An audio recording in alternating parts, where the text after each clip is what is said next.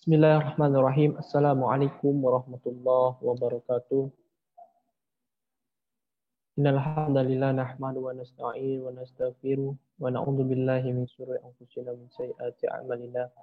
May yahdihillahu fala mudilla lahu wa may yudlilhu fala hadiya lahu.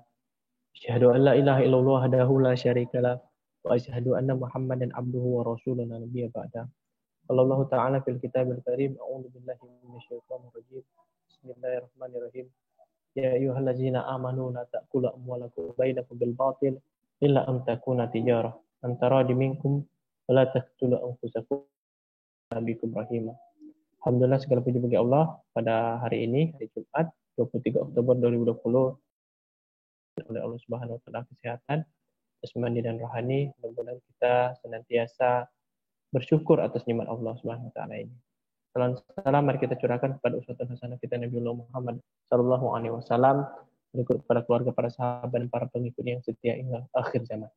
Mudah-mudahan kita istiqomah dalam mentauladani, mengamalkan sunnah-sunnah beliau, dan insya Allah kita akan mendapatkan syafaat di yaumil qiyamah. Amin ya rabbal alamin. Baiklah, mahasiswa Slebis yang dirahmati Allah Subhanahu wa taala, pada hari ini kita akan membahas tentang ekonomi Islam dalam konsep ontologi, epistemologi, dan aksiologi pada mata kuliah falsafah ekonomi Islam atau maqasid syariah. Yakni hari ini adalah pertemuan yang ketiga. Insyaallah kita akan sama-sama mempelajari lebih dalam tentang falsafah ekonomi Islam ini. Baiklah, kata kunci atau keyword dari perkuliahan kita pada hari ini adalah ontologi.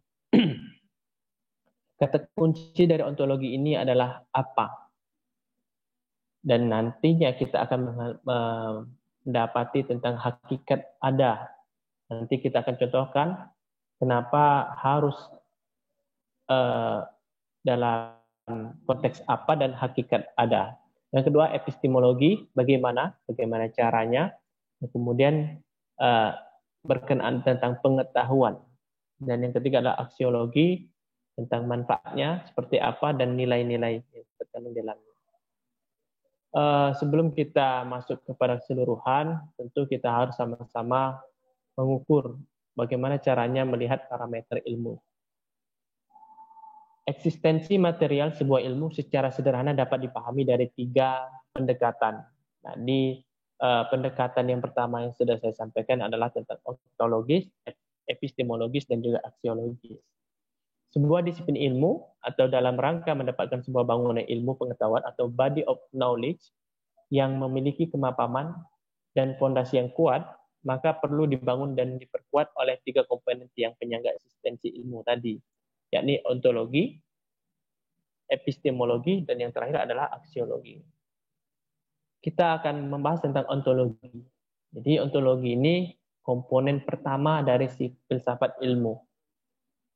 Jadi kalau kita artikan, ontologi merupakan teori tentang ada. Nah, ini selaras apa yang saya sampaikan di awal. Kata kunci dari ontologi adalah teori tentang ada, yakni tentang apa yang dipikirkan yang menjadi objek filsafat. Komponen ini menyelidiki tentang hakikat sesuatu, menyelidiki akar yang paling mendasar dari hal tertentu untuk mendapatkan suatu pandangan dan pemahaman yang benar-benar, yang sebenar-benarnya. Kemudian pada komponen ini banyak dibicarakan tentang hakikat sesuatu atau eksisten atau being, baik itu mengenai manusia, alam, dan pencipta termasuk Allah Subhanahu wa taala dan lain-lainnya. Dalam konteks ilmu, ontologi sebagai bagian dari filsafat ilmu yang membahas mengenai hakikat ilmu, di mana termasuk dalam pembahasannya adalah salah satu sifat atau karakteristik dari ilmu itu sendiri. Pada suatu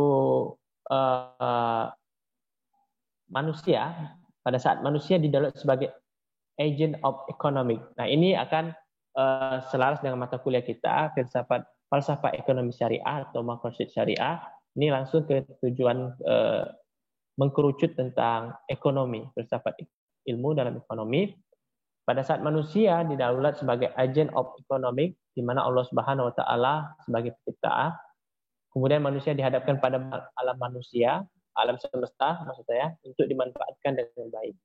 Jadi Allah mendaulat kita sebagai manusia, sebagai umat, sebagai agen of economic.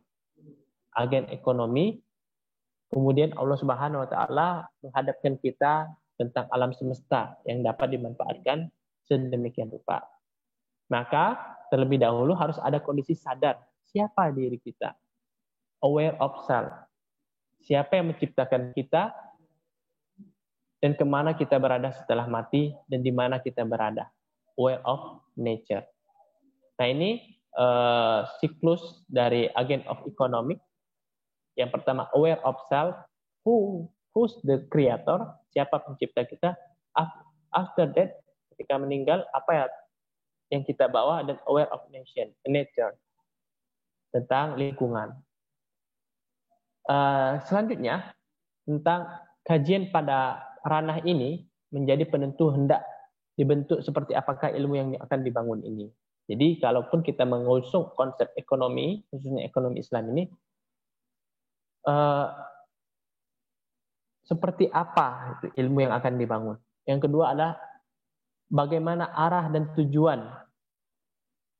Yang ketiga, dalam konteks ilmu sebagai alat untuk membangun peradaban, maka seperti apakah yang ingin diwujudkan. Lalu sebenarnya sedang menuju ke arah manakah umat manusia yang menggunakan sains modern saat ini. Kalau kita lihat dalam kajian ekonomi khususnya, untuk saat ini di era modernisasi, itu kiblatnya seperti apa dan kemana. Kalau dalam kiblat aplikasi secara praktik, kiblat ekonomi Islam ini berkiblat bukan di negara Islam, tidak di Indonesia, tidak di Malaysia, tidak juga di Egypt, tidak juga di Timur Tengah, akan tetapi malah ke kiblatnya ke negara Barat, yakni UK, United Kingdom atau Inggris. Karena memang secara praktik mereka sudah mengimplementasikan Islamic banking, Islamic financial, semuanya itu telah dilakukan di sana, dan memang secara presentase memang melebihi dari seluruh yang ada di dunia ini. Presentasinya tinggi, maka mereka didaulat sebagai kiblat praktik dalam ekonomi syariah ini. Kayak perbankan syariah, lembaga keuangan syariah, itu kiblatnya ke UK, karena mereka secara praktik dan secara presentasi sudah sangat besar seperti itu. Pendekatan ontologis dijadikan sebagai acuan untuk menentukan hakikat dari ilmu ekonomi Islam, baik itu dari pengertian, sifat, tujuan, mengapa ia dibutuhkan, termasuk pembahasan tentang hakikat dan prinsip dasar perilaku ekonomi Islam itu sendiri. Nah, dalam menjawab pertanyaan-pertanyaan mendasar ilmiah di dalam filsafat Islam, nah, ini baru kita ada sinkronisasi tentang ekonomi dan Islam. Peran dua sumber utama, yang pertama Al-Quran, yang kedua As-Sunnah atau Al-Hadis, yang menjadi sebagai dasar sumber utama dalam perannya. Manusia tidak dibiarkan untuk mencari sendiri jawaban-jawaban sehingga tidak terjebak pada kesimpulan yang bersifat subjektif. Nah, ini penting kita awali perkuliahan ini dengan mengetahui seluk-beluk dari pendekatan ontologis ini, khususnya dalam hal ilmu ekonomi Islam. Jadi sebenarnya seluruh pertanyaan problem yang ada pada saat ini itu akan dijawab dengan dua sumber, yakni sumber utama dan sumber Al-Quran dan As-Sunnah, baik itu qiyas, ijma' ulama, dan lain-lain. Maka intinya adalah kita tidak akan terjebak dari jawaban-jawaban yang bisa menjebak ya, dan menyimpulkan yang kurang subjektif. Karena dalam konteks ekonomi Islam ini sama seperti ekonomi konvensional, dia tidak dengan perasaan, tapi by data, detail. Jadi bukan bersifat subjektif, tapi melainkan sifatnya objektif. Nah, kita akan masuk kepada pembahasan kedua tentang epistemologi.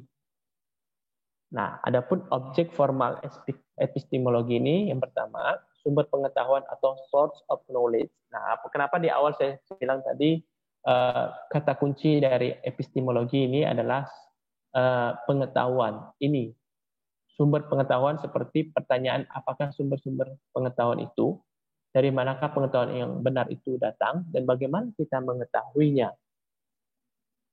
Yang kedua, sifat pengetahuan, nature of knowledge.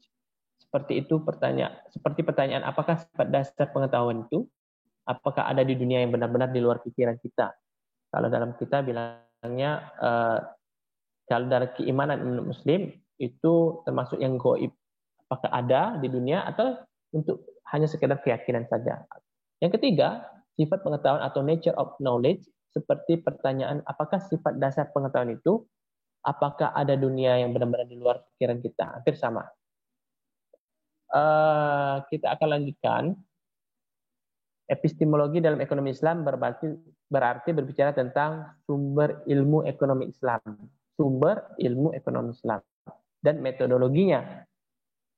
Metodologi dalam konteks ini bermakna sebagai bentuk epistemologi tahapan atau applied epistemology, karena ia merupakan tahapan ilmiah sistematis untuk mendapatkan pengetahuan atau knowledge untuk kemudian menjadi ilmu atau science. Selanjutnya, metode induksi merupakan suatu proses berpikir yang dimulai dari suatu fakta yang khusus dan peristiwa konkret ditarik ke generalisir yang mempunyai sifat umum. Atau dengan pemahaman lain, cara penanganan terhadap suatu objek tertentu dengan jalan menarik kesimpulan yang bersifat umum atau bersifat lebih umum berdasarkan pemahaman atau pengamatan terhadap suatu penelitian. Atau yang kedua, metode deduksi. Merupakan suatu proses berpikir yang dimulai dari pengetahuan yang bersifat umum. Nah, ini tadi yang dari khusus. Kalau metode deduksi ini dari umum. Dan bertolak pada pengetahuan umum yang kita kendaki menilai satu kejadian yang khusus. Atau dalam pemahaman lain, cara penanganan atau pendekatan dalam rangka menjawab masalah tertentu dengan jalan menarik kesimpulan mengenai hal-hal yang bersifat khusus. Jadi dari umum disimpulkan jadi khusus. Kalau metode yang sebelumnya ini induksi, itu dari khusus di generalisir atau disimpulkan dengan jalan yang umum, bersifat umum. Kalau deduksi terbalik ya, itu dari umum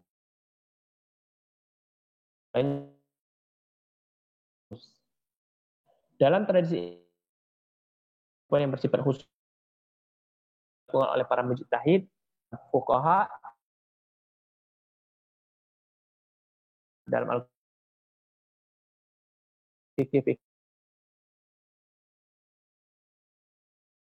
ini belajar tentang ekonomi Islam, dia akan masuk pada kategori fikih mu'am. Yang ketiga, itu tindak data atau hasil dari kedua aspek. Jadi kedua aspek sebelumnya, pragmatis dan praktis terkait dengan fungsi atau manfaat atau benefit suatu pengetahuan ilmiah bagi kehidupan manusia. Nah, aksiologis ini diperlukan untuk melihat fungsi dan kegunaan ilmu ekonomi dalam menyelesaikan berbagai persoalan. Kemudian, kalau kita contohkan perangan riba atau bunga interest dengan segala bentuk alternatif aplikasi yang ada dalam dunia bisnis, kebijakan-kebijakan yang berbasis pada syariah, dan sebagainya, baik di level mikro maupun makro. Jadi, kalau kita lihat contoh ini adalah bagaimana caranya fungsi dan kegunaan ilmu ekonomi Islam ini dalam hal menghadapi problem-problem yang ada di kehidupan sehari-hari manusia. Salah satunya adalah melarang praktik riba.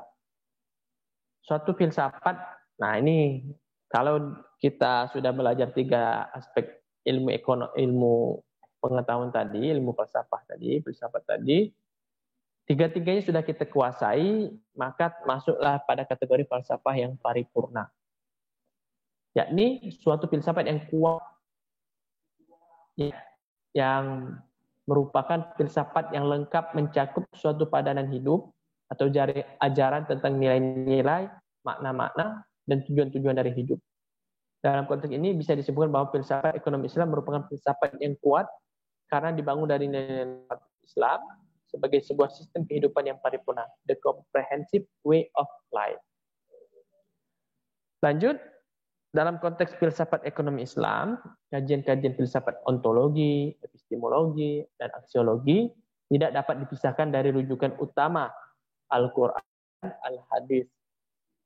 Dengan kata lain, filsafat ekonomi Islam merupakan suatu kajian filosofis mengenai masalah dalam kegiatan ekonomi yang berbasis Al-Quran dan Al-Hadis sebagai sumber primer dan pandangan-pandangan para cendekiawan, khususnya para filsuf Muslim, ahlul hikmah, sebagai sumber-sumber sekunder tambahan.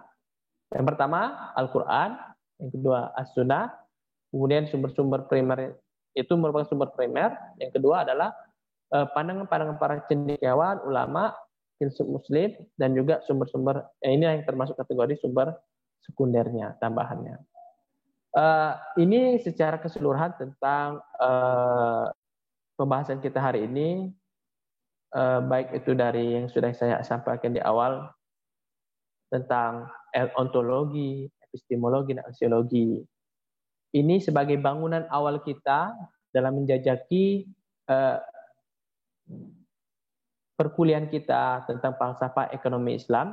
Kita harus mengetahui dulu secara umum konsep dari ontologi, epistemologi, dan aksiologi tentang ekonomi Islam itu sendiri. Mungkin itu yang dapat saya sampaikan.